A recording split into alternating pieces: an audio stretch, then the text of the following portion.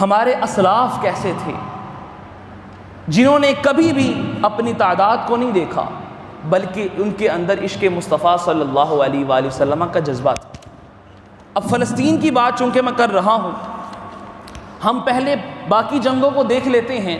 غزوہ بدر ہوا، مسلمانوں کی تعداد آپ کے سامنے ہم پڑھ رہے ہیں نا، صبح کے وقت فجر کی نماز میں غزوہ بدر ہی چل رہا ہے۔ تعداد 313,000 کا لشکر مسلمان کو کامیابی نصیب ہو گئی۔ غزوہ احد کا موقع آیا، 700 مسلمانوں کی تعداد، کفار کی تعداد پھر بھی زیادہ تھی، مسلمانوں کو فتح نصیب ہوئی۔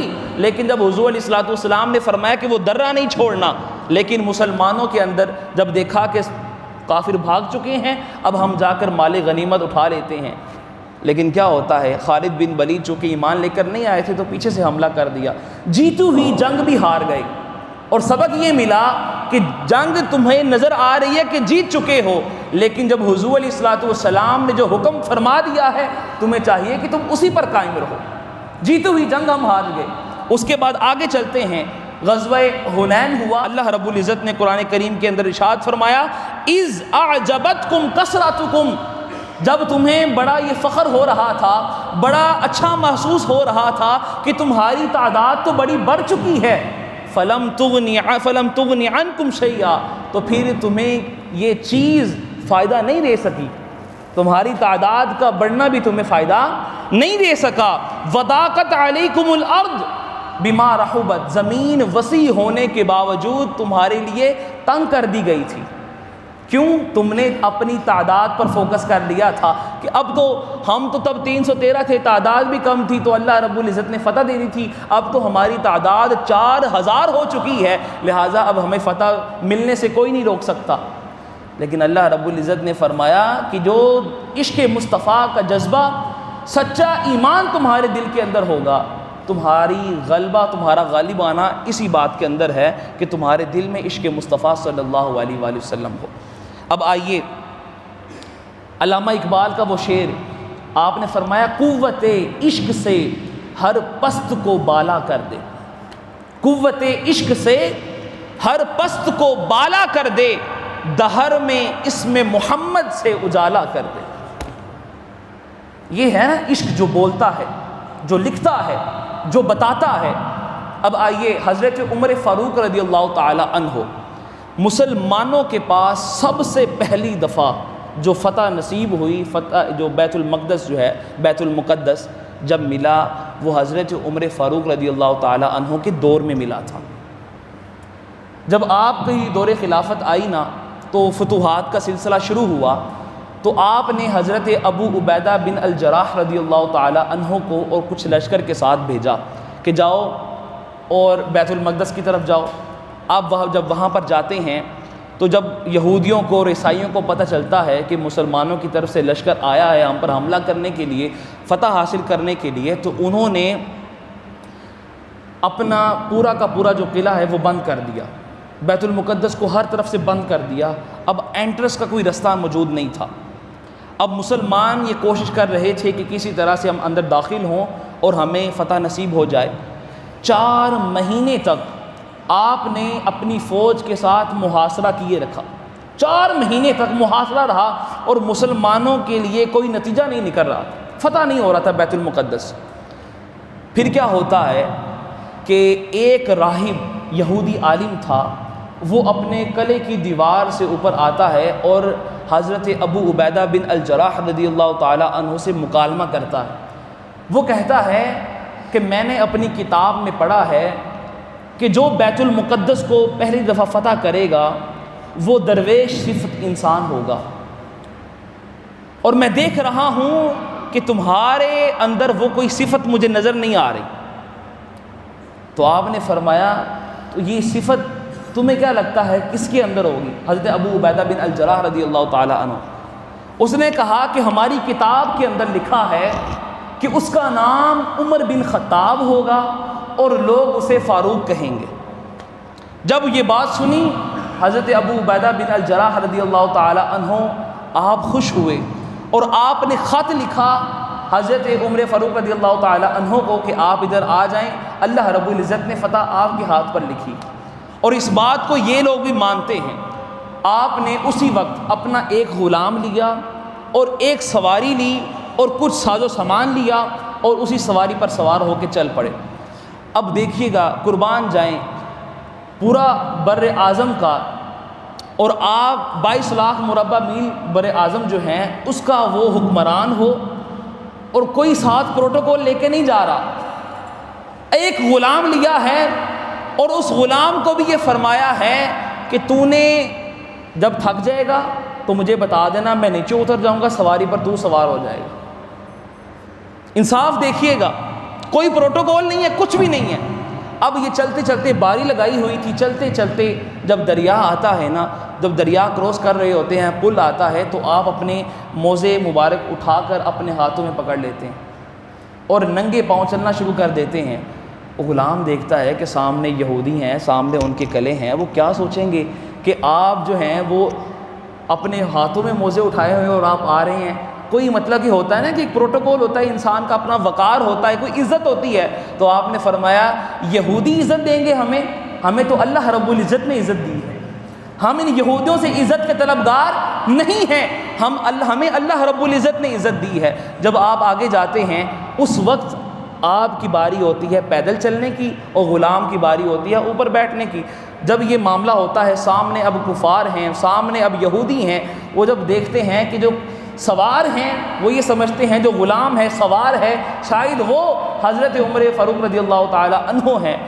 جب وہ پوچھتے ہیں تو پتہ لگتا ہے کہ وہ حضرت عمر فاروق رضی اللہ تعالی عنہ نہیں ہیں۔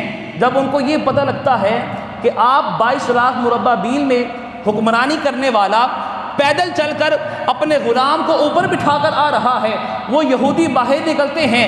اب سامنے ان کے تورات کھلی ہوئی ہے، ایک طرف تورات کو دیکھتے ہیں اور ایک طرف حضرت عمر فاروق رضی اللہ تعالی عنہ کے چہرے کو دیکھتے ہیں۔ جب جیسے ہی وہ دیکھتے ہیں بالکل وہ صفات میچ کر رہے ہوتے ہیں کہ وہ اتنا بڑا حکمران بھی ہوگا لیکن اس کے دل کے اندر کوئی کسی قسم کا لالچ نہیں ہوگا، دنیا پرستی نہیں ہوگی۔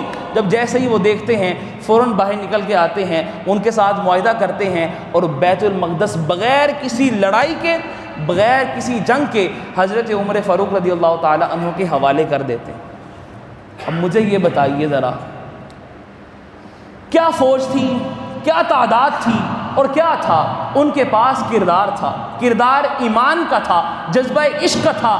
جب وہ لے کر چلے تو بے لوث ہو کر لے کے چلے۔ ایک غلام تھا، کوئی کسی قسم کا جو حملہ کرنے والا سامان موجود نہیں تھا، اسلحہ موجود نہیں تھا، بلکہ جاتے ہیں اور اپنے عشق اور جذبہ ایمانی کی بدولت بیت المقدس کو فتح کر لیتے ہیں۔ دوسری طرف ہم دیکھتے ہیں حضرت سلطان صلاح الدین ایوبی رحمۃ اللہ تعالی علیہ، 1000 سال پہلے کی بات ہے کہ جب انہوں نے عیسائیوں سے بیت المقدس کو آزاد کروایا، اس وقت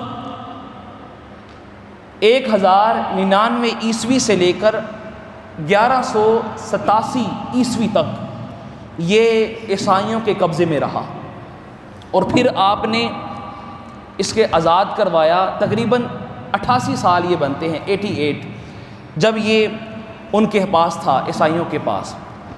اب یہ دیکھنا ہے 761 سال تک مسلمانوں کی اس پر حکومت رہی، بیت المقدس مسلمانوں کے پاس رہا۔ کتنے سال؟ 761 سال تک۔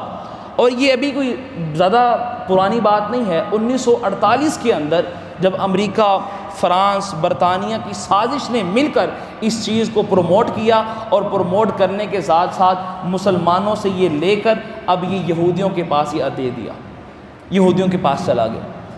اور ہم کس بات کا رونا روتے ہیں؟ ہم نے نہ اپنے ملک کے اندر ترقیاتی منصوبوں کو دیکھا، ہم نے نہ وہ بصیرت سے کام لیا جس بصیرت کو یہودی ابھی بھی اپنے اندر وہ درد لے کے جا رہے ہیں، وہ درد ان کے اندر ہے، اور ہم اپنے اسلاف کی طاقت کو بھول چکے ہیں کہ وہ کس عمل کے ساتھ میدان میں آتے تھے۔ ابھی بھی یہودیوں کا ایک سلوگن جاری ہے، وہ یہ کہتے ہیں کہ خیبر واز یور لاسٹ چانس، خیبر جو تم نے فتح کر لیا وہ تمہارا آخری چانس تھا۔ اور پھر ہم تو اس بات کو بھول چکے ہیں، لیکن انہیں اس بات کی بالکل امید ہے، بالکل پتہ ہے کہ یہ جنگ ہو کر رہنی ہے۔ انہوں نے اپنی تعلیمی اداروں کے اندر چھوٹے چھوٹے جو جوان ہونے والے بچے ہیں ان کو اسلحہ کی ٹریننگ دینا شروع کر دی۔ آج ہم دیکھتے ہیں کہ ہم اپنی معیشت کے اندر گھر چکے ہیں کہ ہمارے پاس زیادہ تر تقریباً 80% سے اوپر ہی اسرائیل کی ساری پروڈکٹس ہیں۔ ہم کھانے کی بات کریں گے تو جو عام روٹین کے اندر ہمارے کھانوں میں استعمال ہونے والی چیزیں ہیں وہ اسرائیل کی پروڈکٹس میں شامل ہیں۔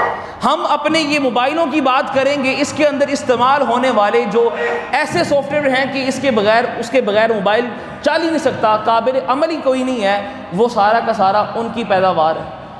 ہم نے اپنے ملک میں رہتے ہوئے 1947 میں یہ آزاد ہوا اور وہ ہمارے بعد میں ان کو یہ ریاست ملی ہے۔